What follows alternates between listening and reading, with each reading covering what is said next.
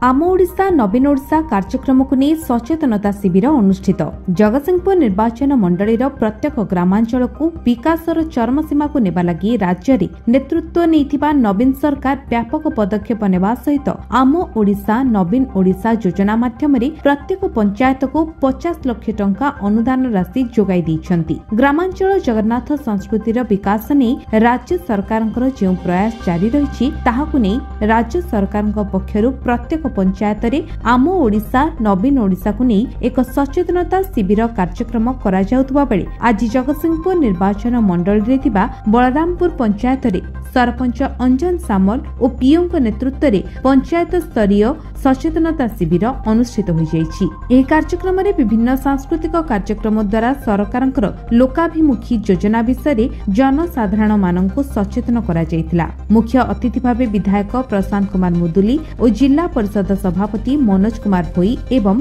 Block उपाध्यक्ष रतिरंजन बेहेरा जोग देथिले। एही सभारे बिजु जनता दलर युव नेता कुबेर मोहन दास, पूर्वतन सरपंच शारदा प्रसाद लेंका, मुरली भोई और समस्त वार्ड मेंबर और समिति सभ्या प्रमुखों सहित शताधिक महिला एवं पुरुष उपस्थित थिले। सरकारଙ୍କର एभଳି कार्यक्रम को साधारण रे विपुल मात्रा रे स्वागत करा जायछि। आज रे सचेतनता कार्यक्रम रे बलरामपुर पंचायत रे एक सुंदर कार्यक्रम हेछि।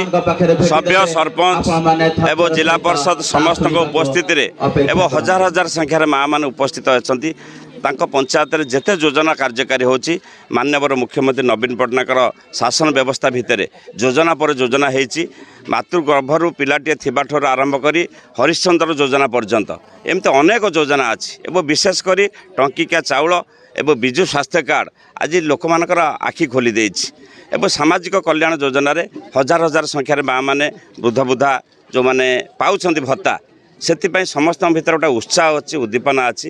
ये कार्यक्रम को समस्त जानवर अच्छी आर आगामी दिन में कौन करिया पड़ो एपाई सचेतनतार आवश्यकता अच्छी। से माननीय मुख्यमंत्री प्रत्येक पंचायत को अर्थर व्यवस्था करिसेंती। समस्त बसबे ए विषय आलोचना करेंगे एवं आगामी दिन में केमती सफल भाव में योजना कार्यकारी हम तापाई व्यवस्था करेंगे। ये योजना बलरामपुर पंचायत एक सुंदर कार्यक्रम होती। धन्यवाद दौर समस्त